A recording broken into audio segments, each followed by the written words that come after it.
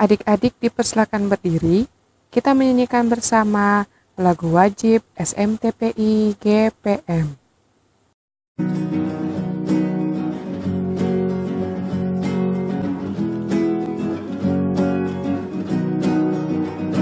Kami anak dan remaja GPM, sumber daya harapan gereja dan bangsa, harus dibina, harus dibimbing, diasuh ke arah masa depan. Jadilah anak-anak Tuhan, taat dan beriman, dan takkan pernah diombang-ambingkan. Kami anak dan remaja GPM, sumber daya yang tak dapat dilupakan oleh pengasuh dan orang tua, dibimbing untuk mengenal Kristus. Kembangkan ketahanan iman, sosial ekonomi, dan tak lupa ketahanan ilmiah. Ayo tingkatkan WASMI, wajib sekolah minggu. Ayo giatkanlah WASMI, wadah pelayanan anak dan remaja GPM, berdasarkan pada firman Allah.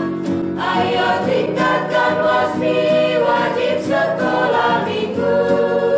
Ayo giatkanlah WASMI, siap berfungsi sebagai garam dan terang dunia dalam konteks catur panggilan gereja. Halo adik-adik sekolah minggu, shalom. Jumpa lagi dengan saya dan Aldi untuk mengikuti sekolah minggu saat ini. Ayo adik-adik kita tepuk ceria terlebih dahulu. Tepuk ceria.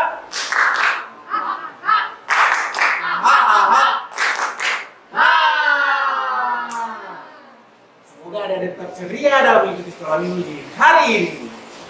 Adik-adik, seperti biasanya, sebelum kita mulai ibadah sekolah minggu saat ini, mari memuji Tuhan. Saya minta semuanya bangkit berdiri lalu atau menyanyi secara bersama-sama lagu Hari Ini Harinya Tuhan dan seterusnya. Hari ini harinya Tuhan.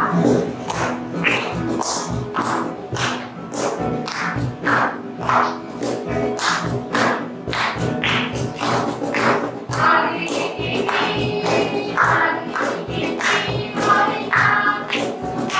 hari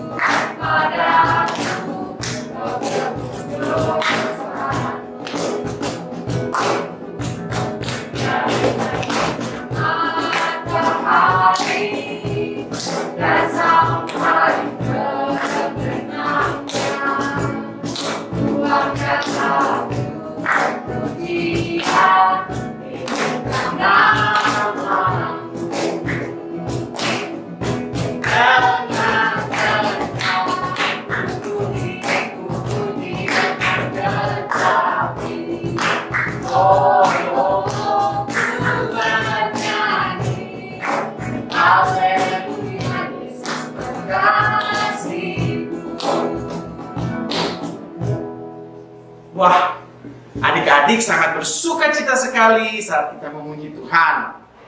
Nah, Bu Ali percaya di hari ini adik-adik pasti merasakan sukacita dalam mengikuti sekolah minggu di hari ini. Ya, adik-adik, kita akan mulai ketemunya ibadah sekolah minggu saat ini. Mari kita berdoa. Tetapi sebelum kita berdoa, mari kita menyanyikan lagu Mari masuk dalam sikap doa.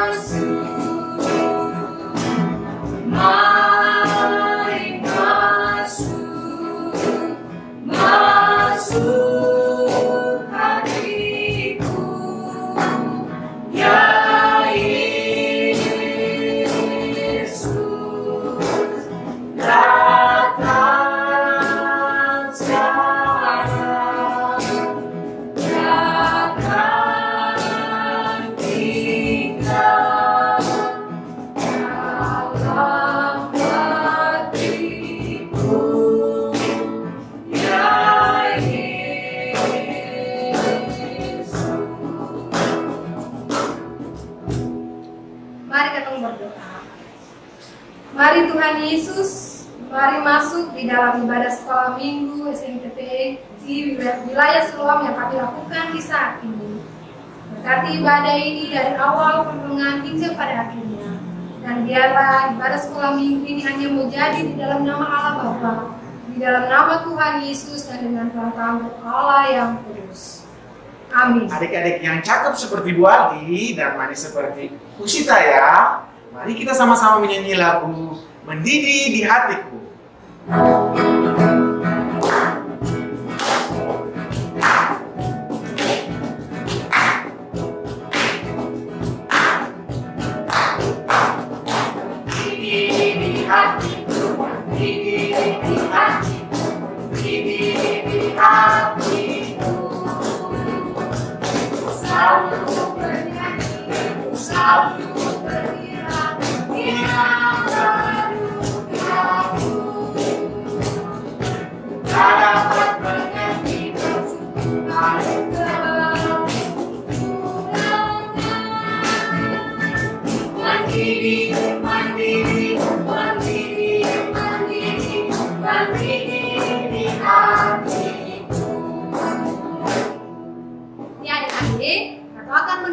Cerita kita Indria 1, Indria 2, Indria 3, anak kecil 1, anak kecil 2, anak kecil 3. Simak baik-baik ya.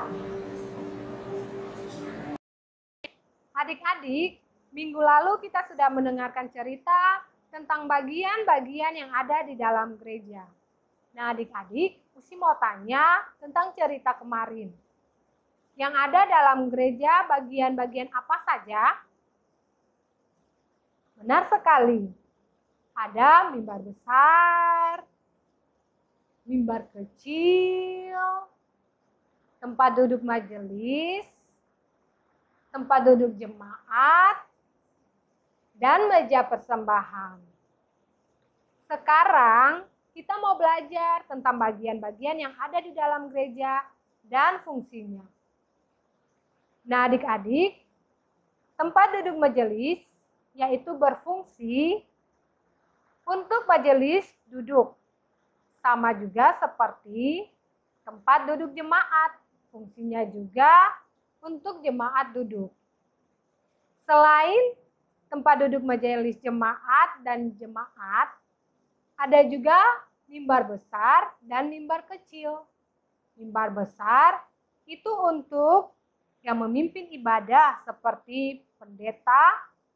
Kalau mimbar kecil itu untuk majelis jemaat membaca firman Tuhan dan juga membaca warta jemaat sebelum ibadah dimulai. Dan meja persembahan itu untuk menaruh kantong persembahan yang berisi uang, persembahan yang adik-adik bawa dari rumah masing-masing.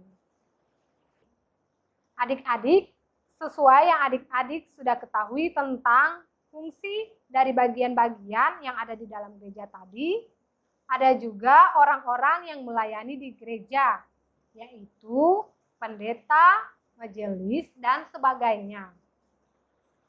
Coba, siapa di sini yang bisa sebutkan nama pendeta yang ada di gereja Betania? Ya, salah satu yang saya mau bilang, Bapak Pendeta Henry Purmiasa. Sekarang, siapa yang bisa menyebutkan salah satu nama majelis jemaat di Betania? Ya, salah satunya dalam sektor Gihon, Diaken Fioni Chandra Parera, yang adik-adik kenal dengan nama Usion. Adik-adik, pendeta dan majelis mempunyai fungsi dan tugas masing-masing yang Tuhan percayakan dan Tuhan berikan kepada mereka. Selain pendeta dan majelis yang diberikan tugas untuk mengerjakan pekerjaan Tuhan, ada juga petani, guru, dokter, dan sebagainya.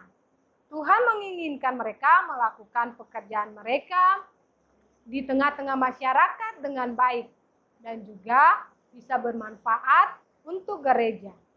Salah satu contohnya yaitu memberikan persembahan untuk pembangunan jemaat. Selain tugas memberikan persembahan, kita sebagai anggota gereja yang mempunyai tugas melaksanakan misi dan pelayanan gereja, Tuhan mau kita juga untuk menjaga alam sekitar. Contohnya, para petani yang harus menjaga tanaman di kebun mereka agar bisa berguna bagi kehidupan mereka, bukan hanya tanaman, tetapi binatang yang kita pelihara, seperti anjing, kucing, dan lain-lain. Juga semua itu Tuhan ciptakan dengan sangat baik dan sangat indah. Tuhan memberikan tugas kepada kita semua, para pengasuh, orang tua, dan juga adik-adik, untuk menjaga, memelihara, dan merawat semua ciptaan Tuhan. Jadi adik-adik, jika adik-adik sudah merawat, memelihara ciptaan Tuhan dengan baik, itu berarti sama saja adik-adik semuanya sudah menjalankan perintah Tuhan Yesus. Jadi manusia dan ciptaan lain itu saling membutuhkan satu dengan yang lain. Adik-adik, karena kita sedang bercerita tentang gereja, Usitaya mau tanya adik-adik.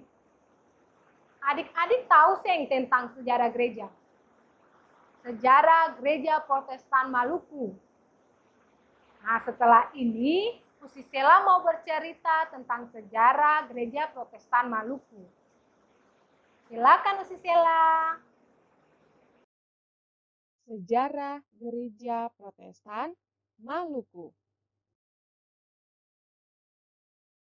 Gereja Protestan Maluku merupakan gereja tertua di Indonesia.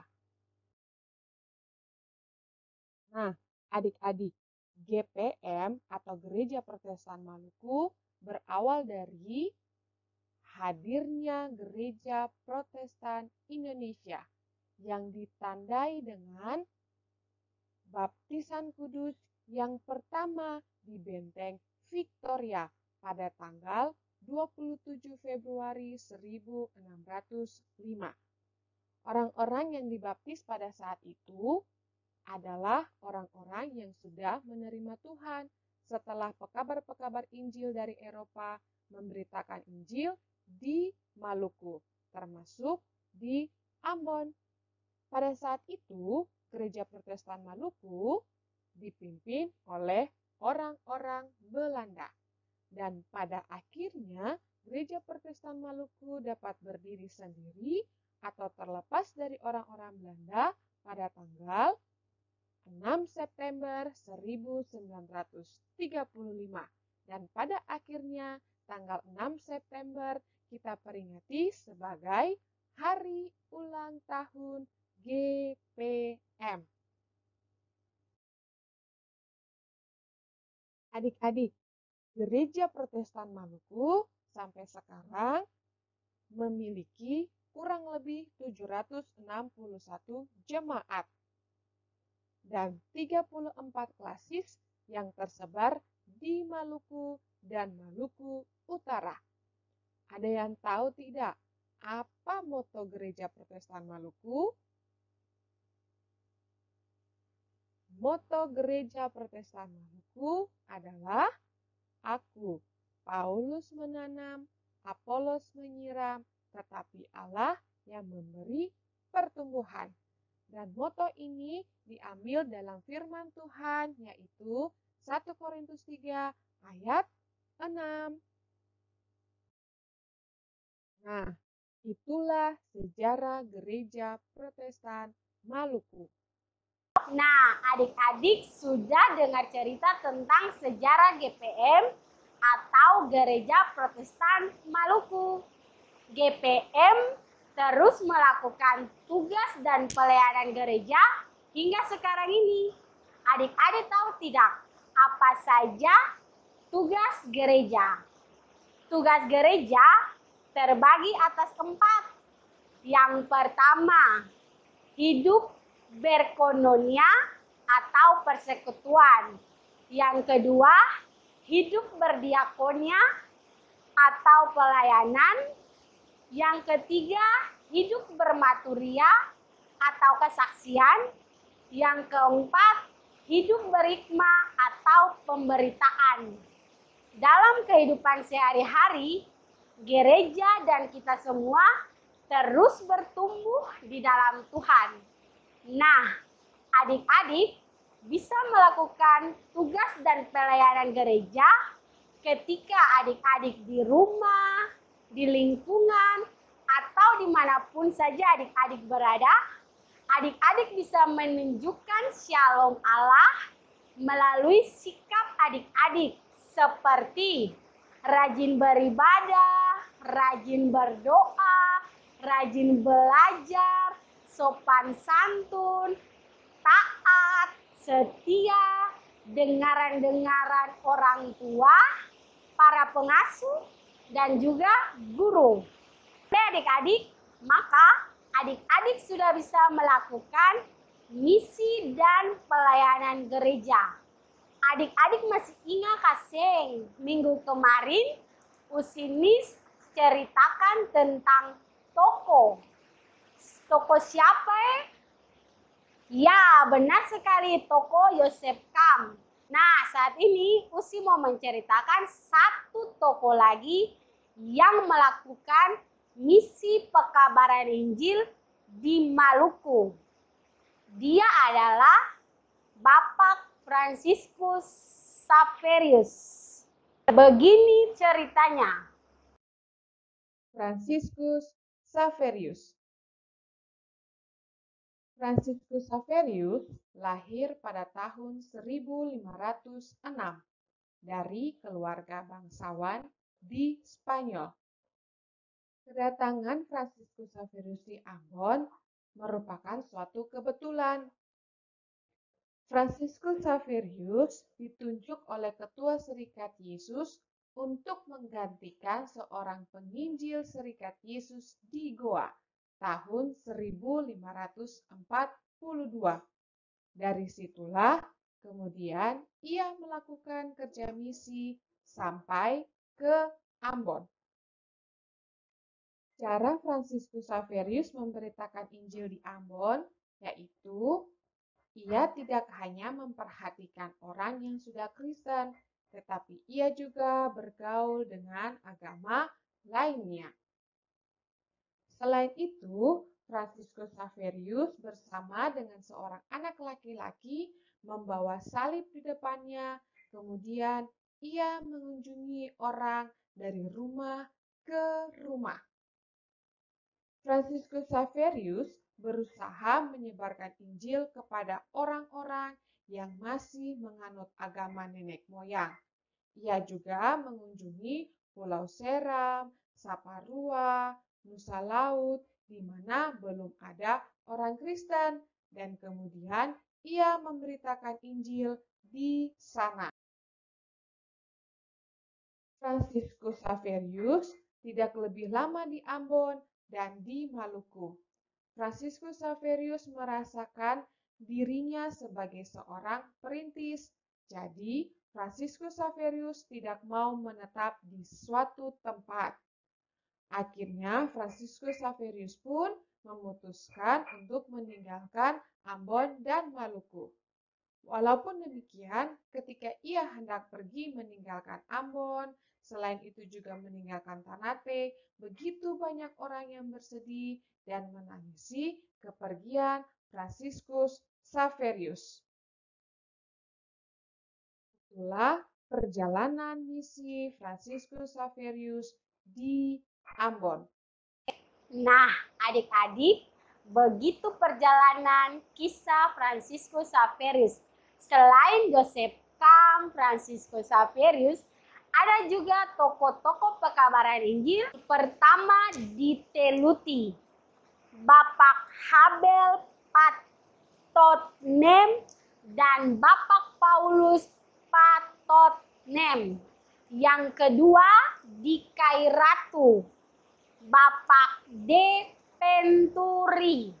Yang ketiga di Buru, Bapak Paulus B. Huku. Yang keempat di Kei Besar, Bapak Wilhelmus Renleu. Yang kelima, Bapak J. Tutuarima, Bapak Ian Siahaya, dan Bapak S. Nahumuri di Lease. Yang keenam di Ambon, Bapak J. Parera dan Bapak Jakob Saherlawan. Itulah tokoh-tokoh pekabaran Injil yang mengabarkan Injil di Maluku. Nah, adik-adik yang di rumah, tadi kan sudah mendengarkan cerita. Adik-adik mengerti atau tidak? Nah, sekarang Bu Adi mau kasih pertanyaan buat adik-adik yang di rumah. Dengar baik-baik ya. Nah, adik-adik, sekarang Usi akan memberikan pertanyaan. Pertanyaan yang pertama untuk anak Indria 1. Untuk Dean. Apa fungsi dari mimbar besar? Tempat duduk majelis jemaat? Ataukah tempat berdiri pendeta sebagai orang yang memimpin ibadah? Ya, jawabannya tempat berdiri pendeta sebagai orang yang memimpin ibadah. Pertanyaan yang kedua untuk Eme. Apa fungsi dari tempat duduk majelis? Tempat untuk majelis jemaat duduk ataukah tempat duduk untuk jemaat? Ya, jawabannya tempat untuk majelis jemaat duduk. Pertanyaan selanjutnya untuk anak Indria 2. Pertanyaan yang pertama untuk Indi. Di bawah ini, manakah yang merupakan perintah Allah kepada manusia? Membuang sampah sembarangan dan menebang pohon? Ataukah menjaga, memelihara, dan merawat ciptaan Tuhan? Ya, jawabannya menjaga, memelihara, dan merawat ciptaan Tuhan. Pertanyaan yang kedua untuk Yona. Bagaimana hubungan manusia dengan ciptaan lain? Manusia dan ciptaan lain saling membutuhkan. Tumbuhan memerlukan air untuk hidup, dan manusia membutuhkan tumbuhan seperti sayur dan juga buah untuk dimakan. Ataukah manusia dan ciptaan lainnya saling tidak membutuhkan? Tumbuhan tidak membutuhkan air, dan manusia tidak membutuhkan sayur dan buah. Ya, jawabannya, manusia dan ciptaan lain saling membutuhkan. Tumbuhan memerlukan air untuk hidup, dan manusia membutuhkan tumbuhan seperti sayur dan juga buah untuk dimakan. Yang selanjutnya untuk anak Indria 3. Pertanyaan pertama untuk Gavin. Apa arti gereja yang mandiri? Arti gereja yang mandiri adalah saat kita sebagai gereja yang hidup bisa melakukan aktivitas kita sendiri. Ataukah arti gereja yang mandiri adalah saat kita sebagai gereja yang hidup bisa melakukan aktivitas dengan bantuan orang lain? Ya, jawabannya, arti gereja yang mandiri adalah saat kita sebagai gereja yang hidup bisa melakukan aktivitas kita sendiri. Selanjutnya, pertanyaan untuk Nathan. Apa peran kita sebagai anggota gereja? Semua anggota gereja yang dipercayakan Tuhan Yesus untuk melakukan berbagai pekerjaan yang baik di dalam masyarakat. Ataukah beberapa anggota gereja yang tidak Tuhan percayakan untuk melakukan pekerjaan? Ya, jawabannya, semua anggota gereja yang dipercayakan Tuhan Yesus untuk melakukan berbagai pekerjaan yang baik di dalam masyarakat. Selanjutnya, pertanyaan untuk anak kecil 1. Pertanyaan untuk Lily. Bagaimana terbentuknya GPM? GPM berawal dari hadirnya Gereja Protestan Indonesia yang ditandai dengan baptisan kudus yang pertama di Benteng Victoria pada tanggal 27 Februari 1615.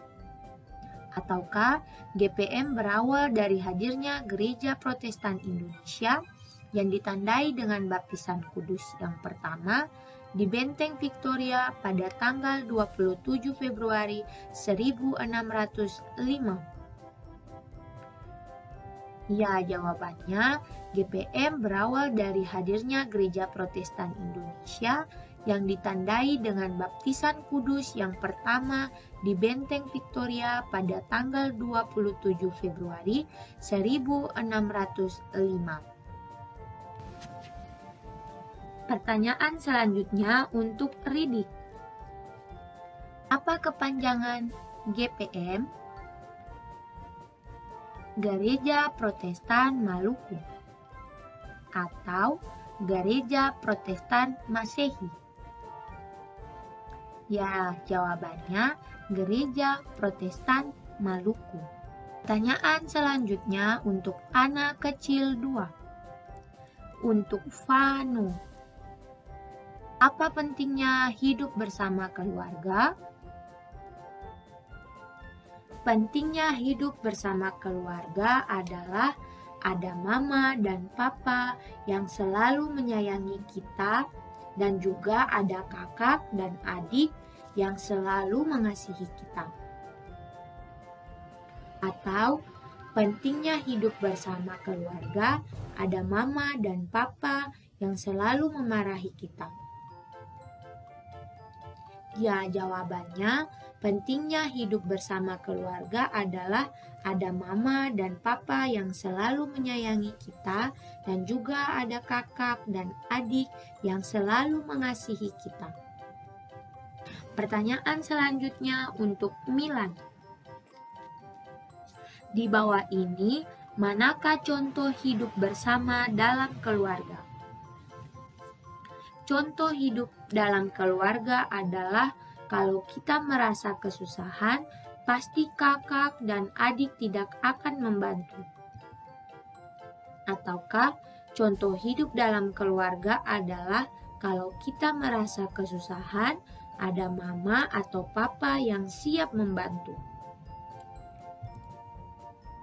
Ya, jawabannya contoh hidup dalam keluarga adalah kalau kita merasa kesusahan, ada mama atau papa yang siap membantu.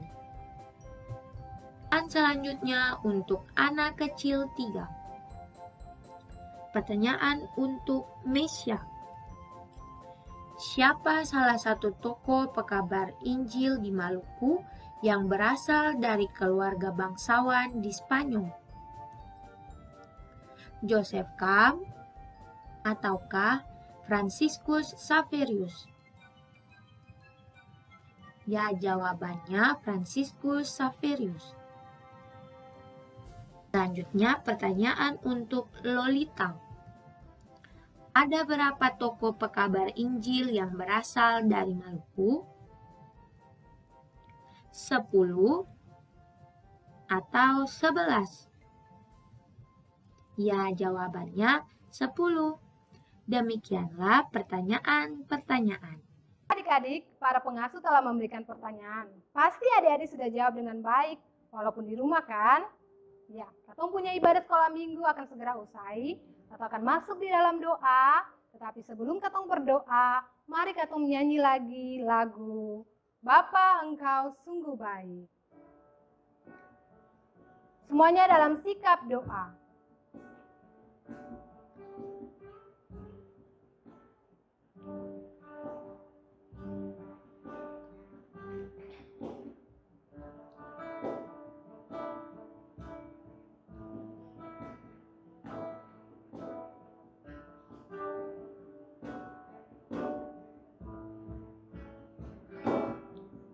Bapa,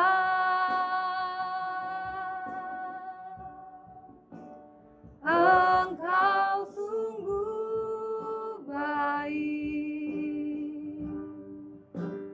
kasih-Mu melimpah di hidupku.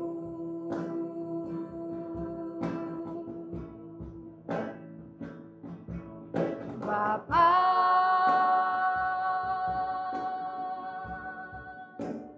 ku berterima kasih berkat-Mu hari ini yang Kau sediakan bagiku.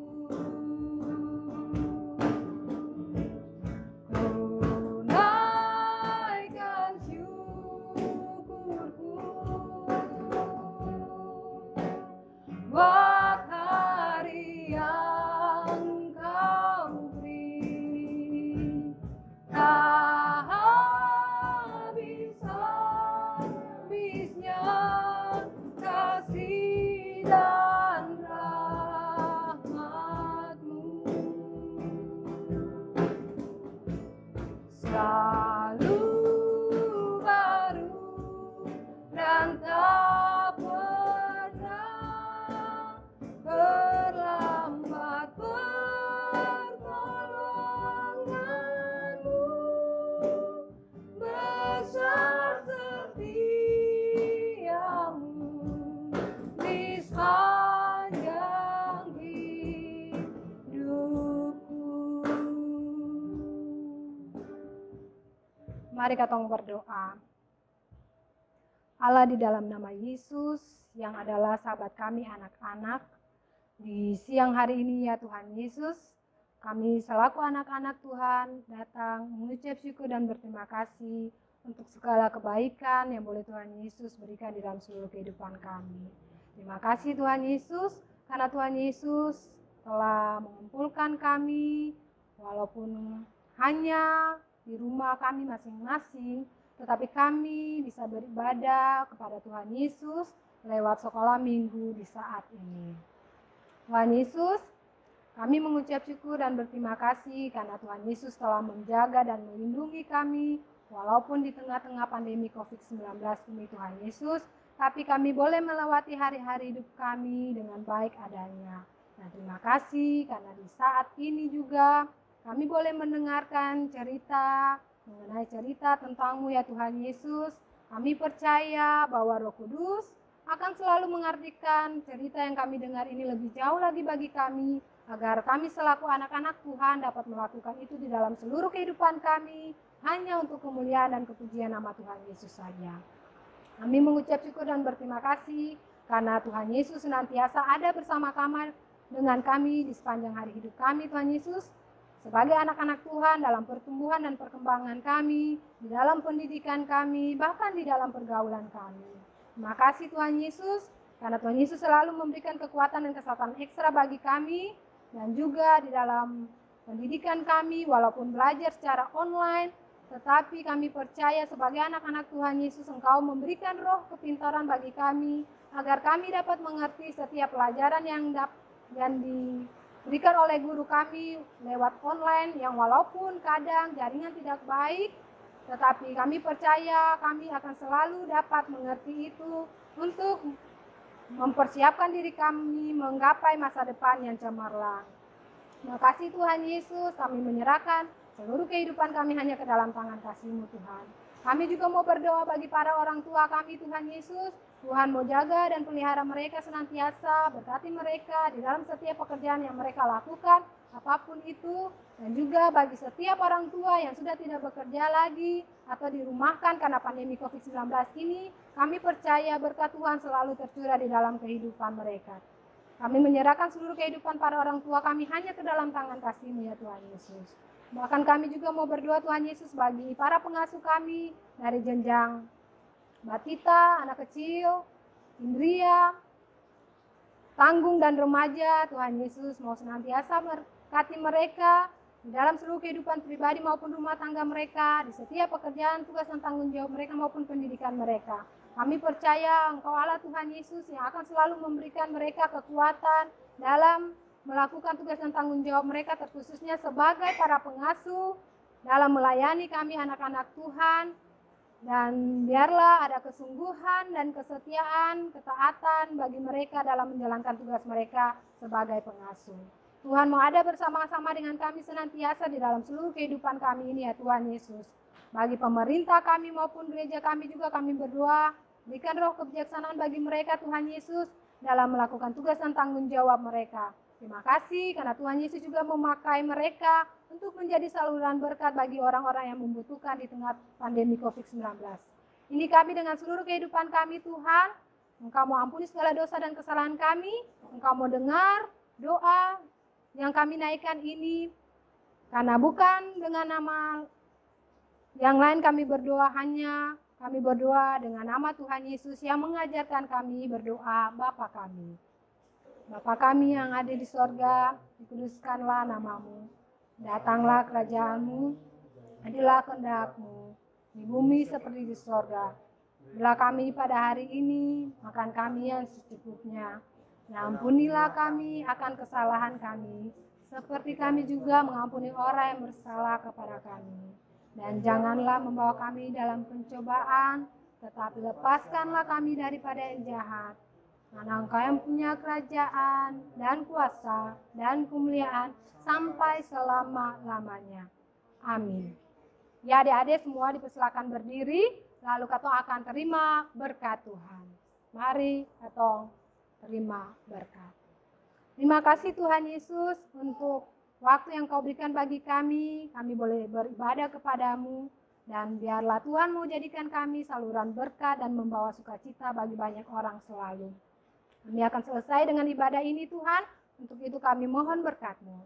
Kasih karunia dan damai sejahtera yang berasal daripada Allah Bapa, dengan cinta kasih daripada Tuhan Yesus dan dengan perantaraan Roh Allah yang kudus, memberkati, menyertai, memelihara, menaungi semua yang punya kami jauh maupun dekat, orang-orang yang mencintai bahkan membenci kami sekalipun, hari ini terus kekal sampai selama-lamanya. Amin. Oke adik-adik, sekarang kita sudah selesai sekolah minggu. Adik-adik masih ingat atau tidak kalau selesai sekolah minggu, para pengasuh selalu bilang apa? Kalau di rumah harus jaga kesehatan, rajin cuci tangan, selalu pakai masker. Adik-adik harus tetap semangat walaupun belajar dari rumah ya. Tetap semangat.